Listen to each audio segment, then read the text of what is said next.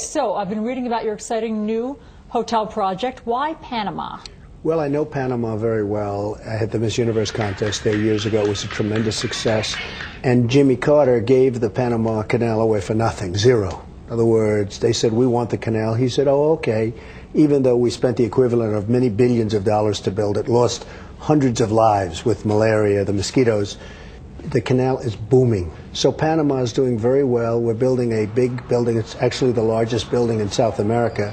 It is done on a large scale, so to see this property is to understand how unique and how spectacular it is.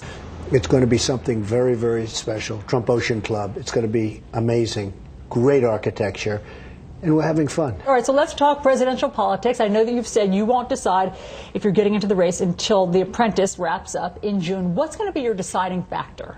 Well, we are living in a country that's no longer respected. As you know, this week you had the Somali pirates with our boats right behind them shooting 4 innocent people, 4 really good people, shooting them and throwing them into the water. And it's just a lack, it's just another thing, it's just a total lack of respect for our country. What's going on is very sad. Whether it's China disrespecting us or whether it's OPEC, this country is no longer respected. We're not a force, we're not a player, and it's very sad.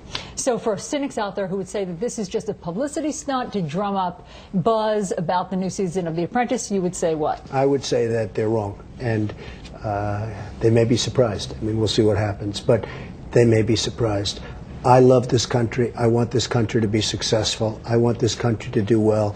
When I see we protect South Korea and they don't pay us for it, when I see all of the things that happen with these countries where we're protecting Saudi Arabia, we have soldiers in Saudi Arabia protecting, and then they, excuse me, I can say it on your show, they screw us on the oil prices, and we're protecting them for nothing.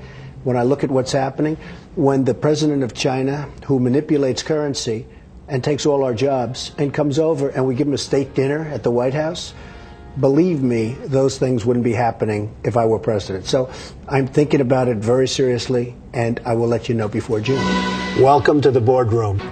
Let's talk about The Apprentice. What can you tell us about the rumors that Star Jones and Nene have some kind of battle royale this season? It's the worst I've ever seen on television. The fight between Nene Leakes and Star Jones. Nene is Housewives of Atlanta, and Star is Star. Nene makes Omarosa look like a nice person. I will tell you, it is unbelievable. It's probably the wildest thing I've ever seen on television. Like what? What happens? Well, the fight. It becomes virtually physical, and it's just unbelievable television.